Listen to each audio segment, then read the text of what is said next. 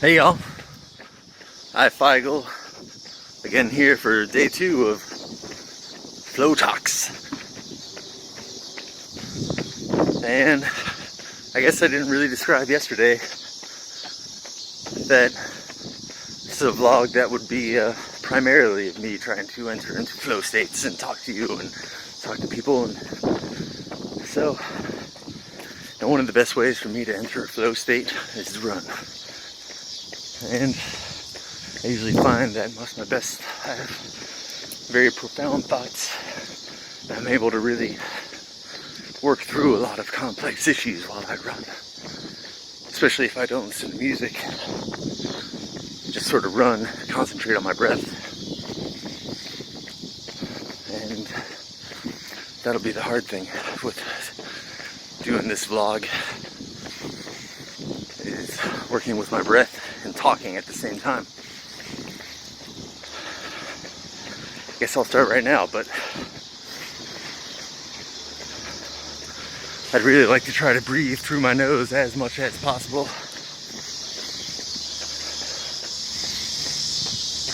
And to hold my breaths as long as possible. I've been experimenting with my breath work lately, maybe the past 2 years. But as I run along with you again here in the streets of Chicago, I'll try to continue to work on my breath work, but also try to talk to you guys and express what I'm thinking about as clearly as possible.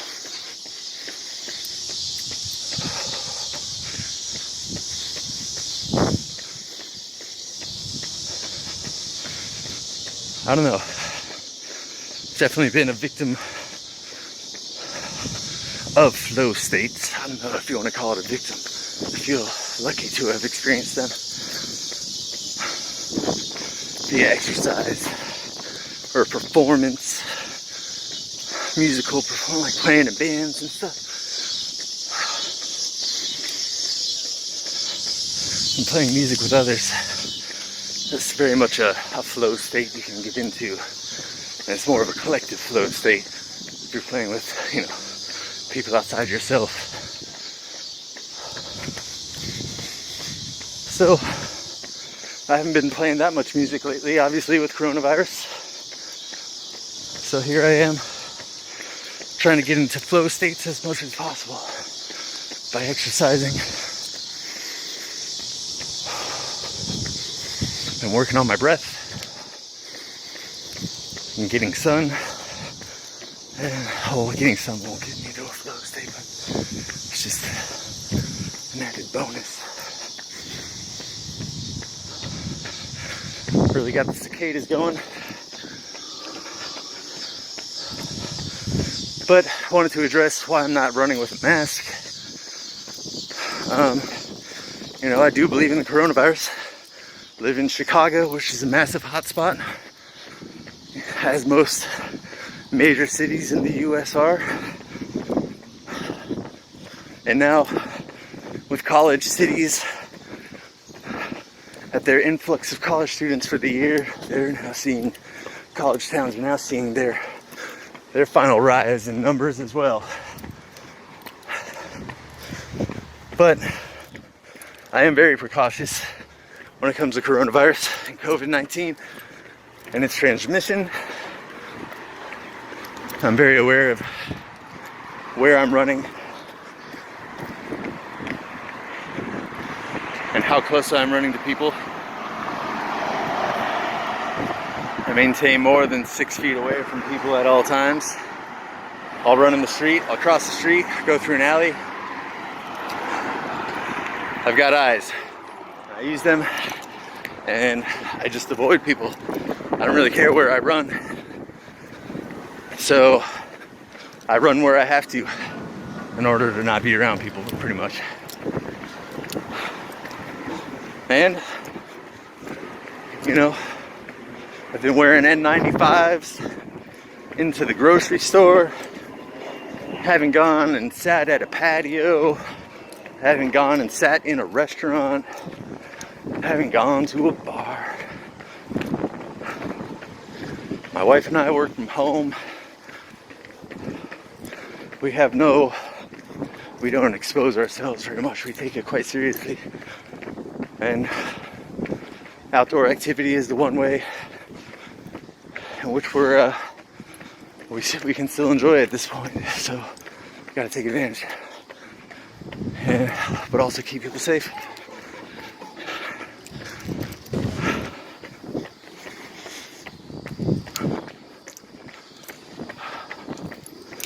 I don't really want to get too much into hot topics or current events, because it could just go all day.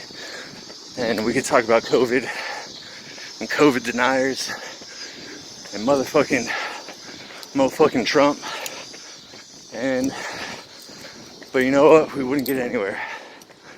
It's all post-truth. Facts don't matter. Supposedly. Apparently, facts do not matter. Feelings do.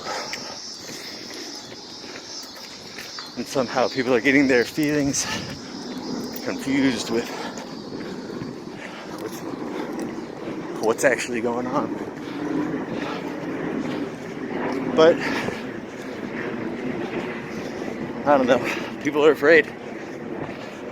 And people will do extreme things to try to protect themselves when they have those flight or fight or freeze mechanisms of their autonomic nervous system controlling them and making them either lash out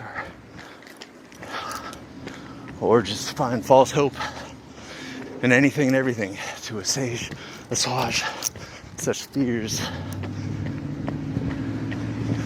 And I listened to a recent Lex Friedman artificial intelligence podcast. I forget who he was interviewing, but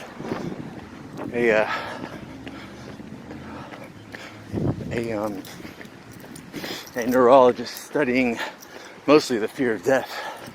And I believe it was, I forget all names. I'll post it in the links below in the comment section.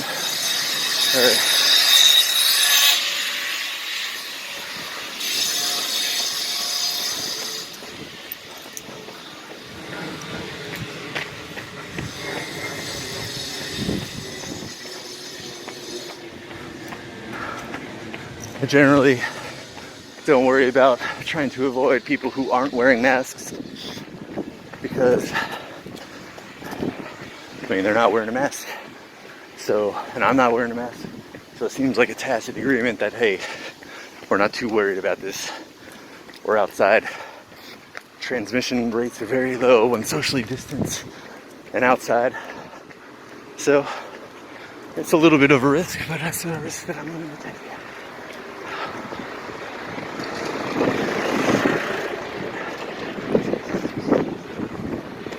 Up here in Ravenswood and Manna, a very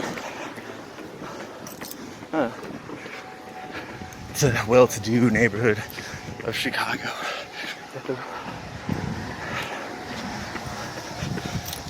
Maybe that's the Sacramento.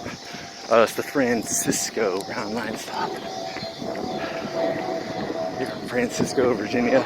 Sort of complicated little neighborhood up here at the northern end of California Avenue.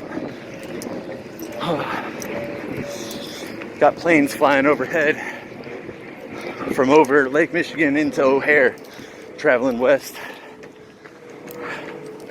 Here from who knows what, maybe Addison all the way up to Peterson is a large lane for air traffic flying into O'Hare. Lots of international flights, lots of domestic flights. It's just a feature of this part of the city. Got lots of air traffic coming in overhead. But it was really interesting to notice back in March of 2020 when COVID really hit America and we came to terms with it and shut things down March 12th or so. The air traffic just completely ceased to exist. It was quite eerie. The skies were open. On a regular pre-COVID night in Chicago, you could stand in a park anywhere on the north side and look east and see a lane of eight headlights of planes coming in over the lake. You can count them. Plane after plane after plane. And they come right in over you. I mean, not that close, but here we are, Lawrence in the Chicago River at Ronan Park.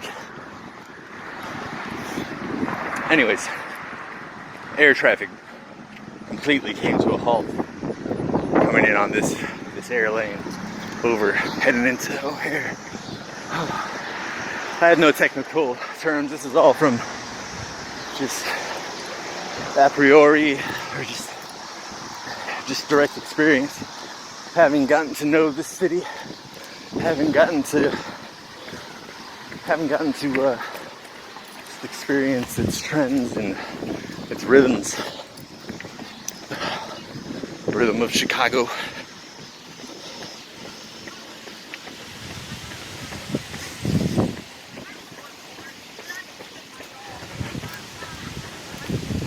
Got a lady, I think this is my neighbor. It's a neighbor that I've ignored many times. She lives a few houses down, but she's standing on a table. I think she's doing a monologue. I was born to be the best. I'm uncommon. I commit to being more. I'm a work for it, and I would give it my all. I'm uncommon.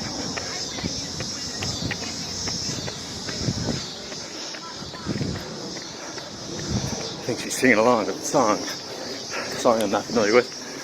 Maybe it's called Uncommon. Maybe it's by the artist coming. There's another plane, as you can hear.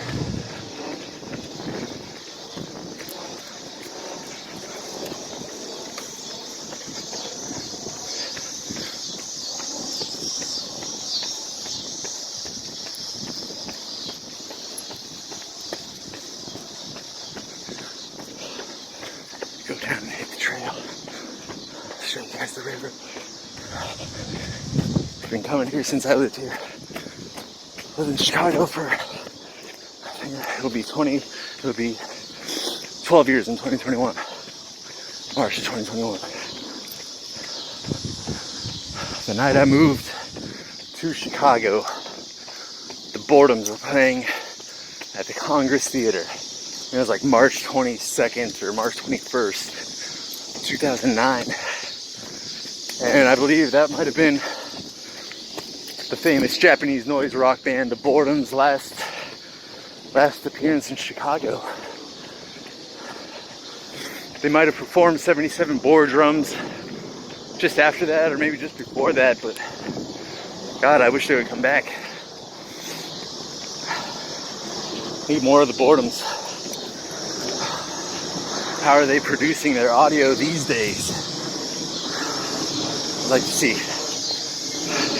So you can hear another plane. Oh, I should show you. Right here next to the river. It's Argyle Avenue and the Chicago River. Right about here at the break with the North Channel and oh man, what is it? It's just the North Channel and the North Branch of the Chicago River and the North Channel. North Channel was a large channel that they built directly going north from Chicago into Evanston and into the northern suburbs and up into the Gold Coast. The North Shore, not the Gold Coast, the North Shore, Evanston and Wilmette. And that lets out at Wilmette Harbor up there by the Baha'i Temple. So yeah, they built.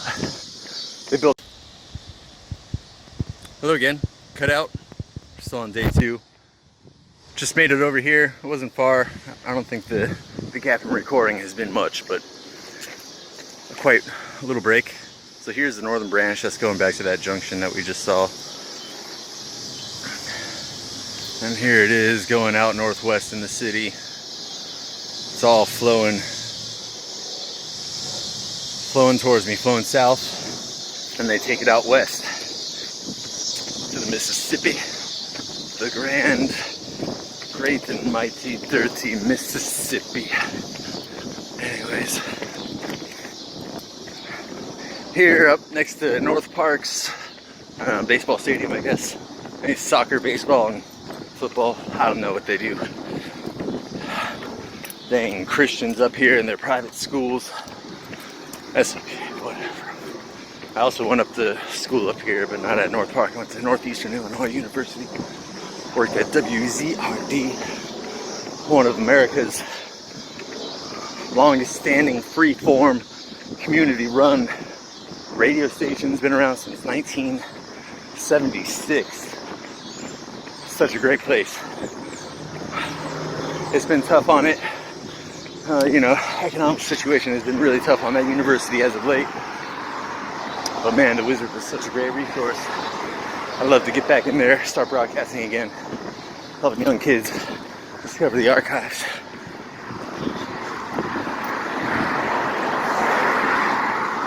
Up here at Foster Avenue, gonna cross over the North Channel now, which heads up to Evanston and Wilmette, entering out at Wilmette Harbor. Or no, this is flowing south too, so Lake Michigan enters in at Wilmette Harbor and then goes downstream, down the North Channel, into the Chicago River.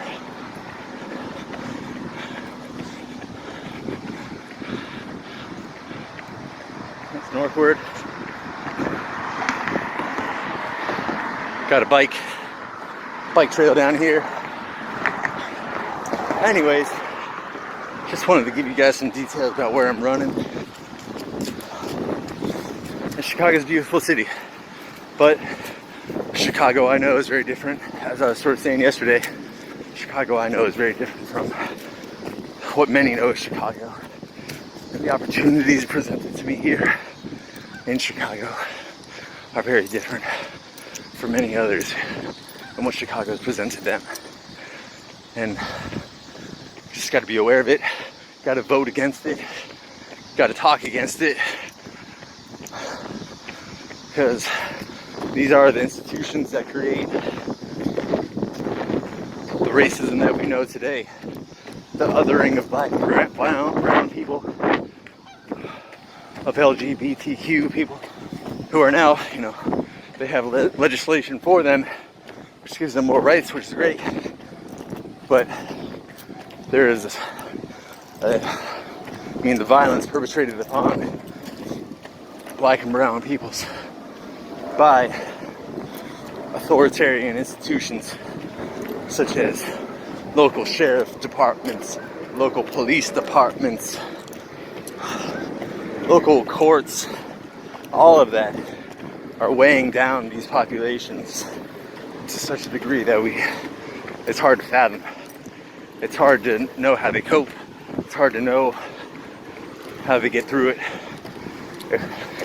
And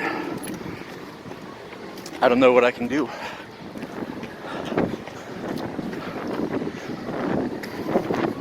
Just have to raise my daughter to know these principles of anti-racism. Why it's the most despicable and inhumane and near primitive way of thinking about our human race, and how there's a need for a collectivization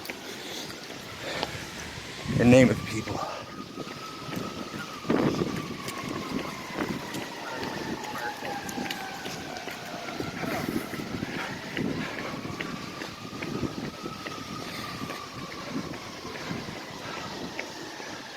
These are some great parks. I forget the names of all of them. I've been coming here so long, I don't even care. There's a nice oak tree, or they're restoring the oak tree savanna here.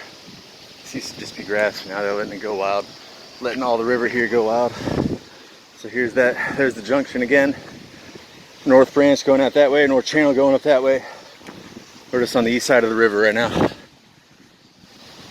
real good park system. And let's just keep going. I just wanted to stop and show you guys really quick. Got some people coming up here.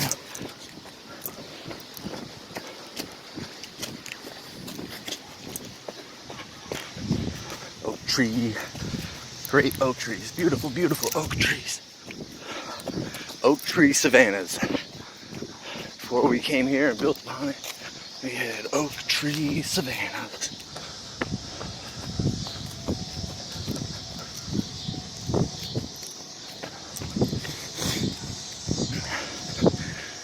And I believe we're all collectively going through a hard time right now. But the needs for Black lives is so great. There needs to be complete reform and a complete reapproach to how we see policing. I mean, the money needs to go somewhere, and it needs to go to crisis management and de-escalation tactics and de-armament. We need to disarm everyone. We need to disarm the police departments.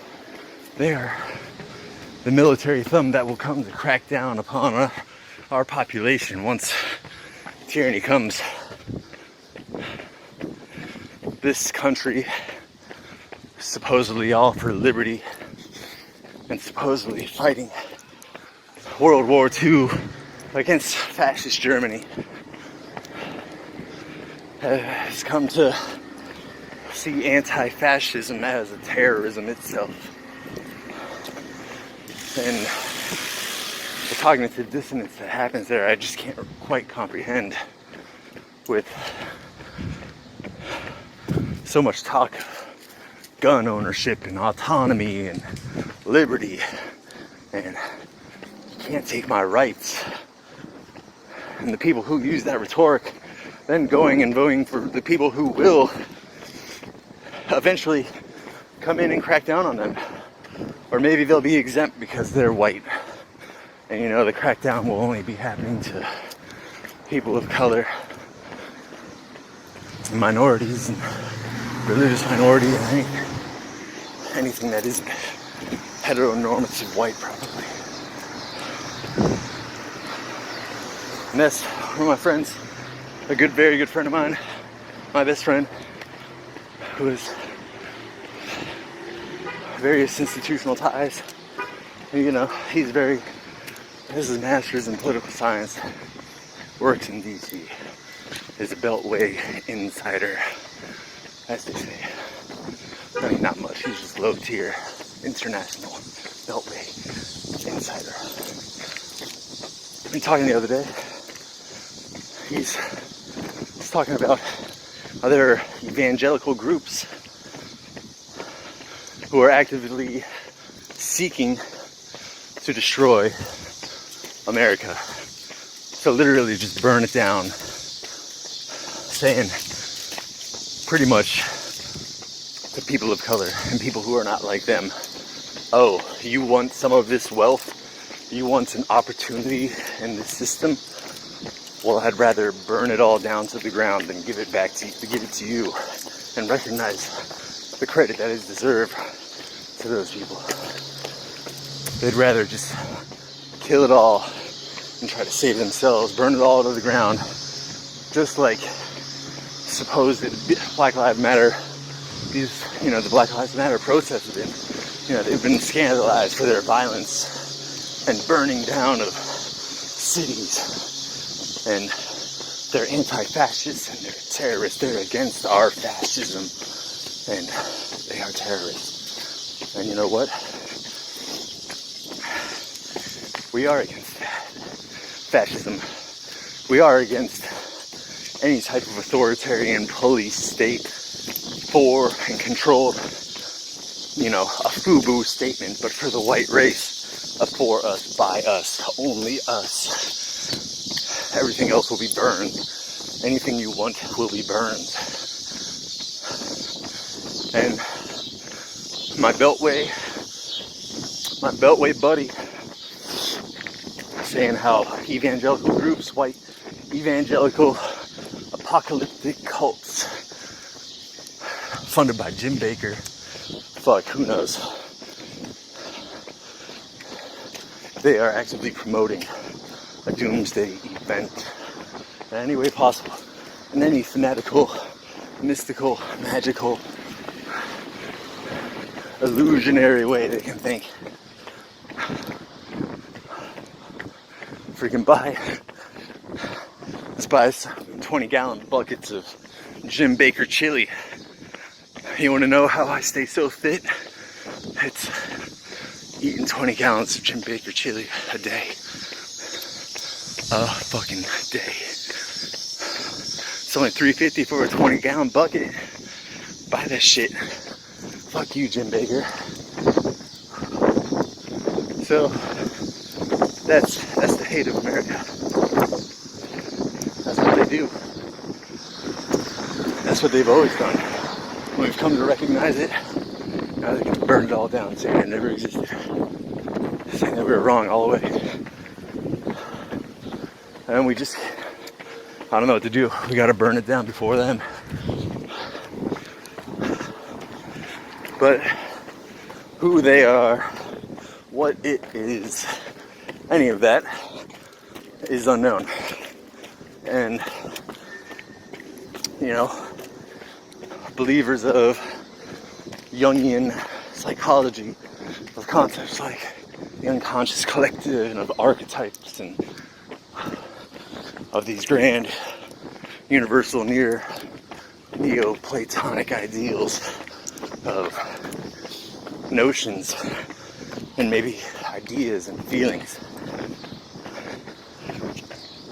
Maybe we're all collectively manifesting all of this shit. This is the holistic solution. We've lived in absurdity for longer than we can admit. And you know what? Eventually we're not going to be able to decipher it. It's going to drive us mad. And we already are mad. And that's why we're broken. All of us are mad.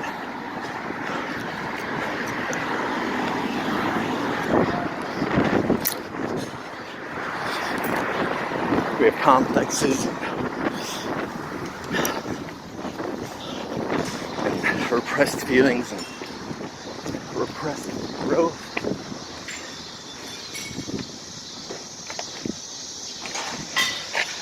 Well, this is the craziest thing ever, actually, now that I'm thinking about it.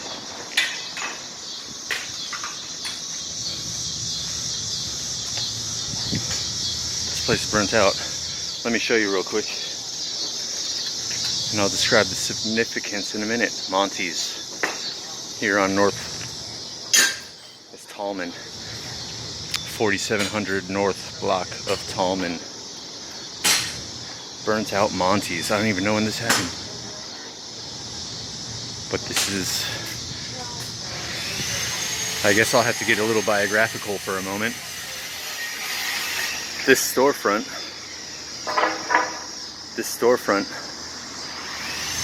is the place of the first restaurant I ever worked at here in Chicago. I moved to Chicago and I started working here. But then it was called Sinners, not Monty's. It was Sinners back then. I worked there when it opened. Worked there for about 2 years. The connections. Well, so apparently I was talking to a neighbor of the restaurant here on 4700 block in North Tallman, where Monty's was, formerly Sinners.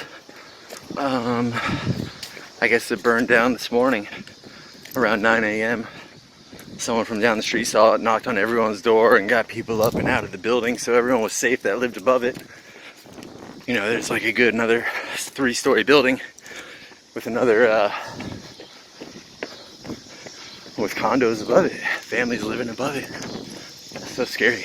That's the scariest part about living in the city. Living over restaurants, it's always a risk, and you really got to be safe. And I don't know if it's from dehydration and having been running for a second now, or the effect of seeing that place burnt out. I got some goosebumps going on for show.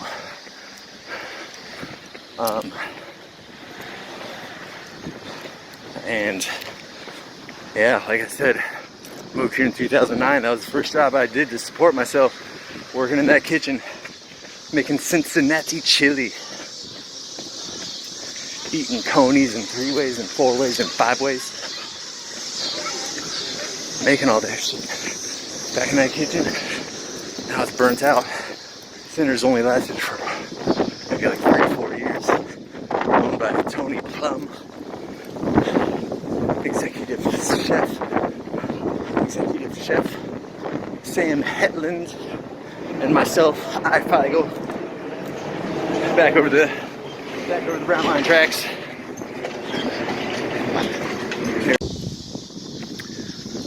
Hey guys, so I ran out of storage on my phone, so I deleted the video I made yesterday in terms to finish up this one. Here I am at Oak Park, another glorious oak tree. Great place, Horner Park, up here at Chicago River, Montrose Avenue. Got a nice hill here that supposedly is a landfill, and before it was a landfill, local homeless woman Diane told me that Charlie Chaplin filmed one of his films here before it was a landfill. Anyways, where's that plane? Plane somewhere. But yeah, here running through the field. Nice and grassy. Yeah, that was quite a profound little moment of personal history, I guess. Has no relevancy to you guys at all, but here I am running around my neighborhood. And the place that I first worked at when I moved here, turns out to have burned down this morning. And the grocery store that I continue to get my food at 12 years later, I haven't always got my food there, but I do these days, is right across the street from there, Harvest Time. And then I met my wife just 2 blocks up from that place, so lots of personal history. I hope it has no metaphoric significance to the rest of my timeline here in Chicago. Don't want everything ending up in flames. Do you know what I'm saying? But I guess I'm gonna have to edit this video together since it's multiple clips now that I'm thinking about it.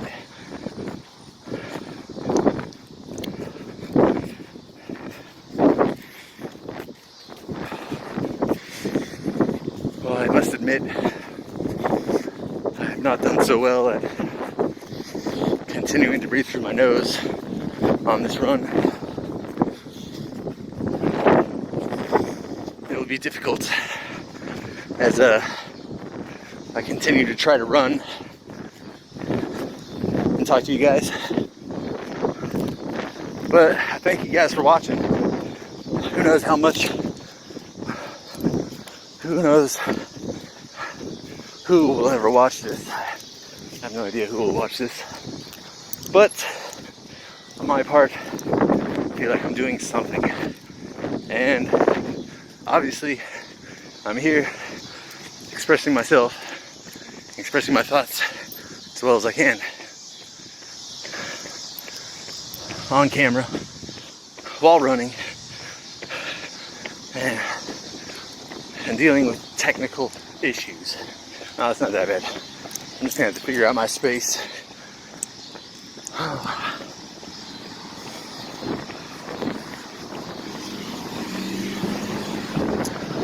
Lots of Mexican pride happening right now. People driving around with Mexican flags on their cars. Hell yeah. Viva la Mexico. La Mexico. Viva la Mexico. Oh, yeah, so I've been in Chicago for 12 years and I grew up in the Sonoran Desert. I grew up in Phoenix, Arizona. And I have lots of personal ties to Mexican culture and Mexican people, and God damn it, I love them. And I love that place. sort of dream about moving there and just eating off the land and doing whatever. That's uber pipe dream. We'll see what happens. Who knows what will happen. I'm gonna apply for some jobs today and just hold myself accountable. Doing FLOWTOX, applying, trying to make change. Who knows what the fuck that'll be. I'm open to it. So yeah, I'll see you guys later. Hit me up if you have any comments, if you have any questions. Hit me up in the comments or on Twitter at I_Feigl, F-E-I-G-L-E. And I'll see you guys later.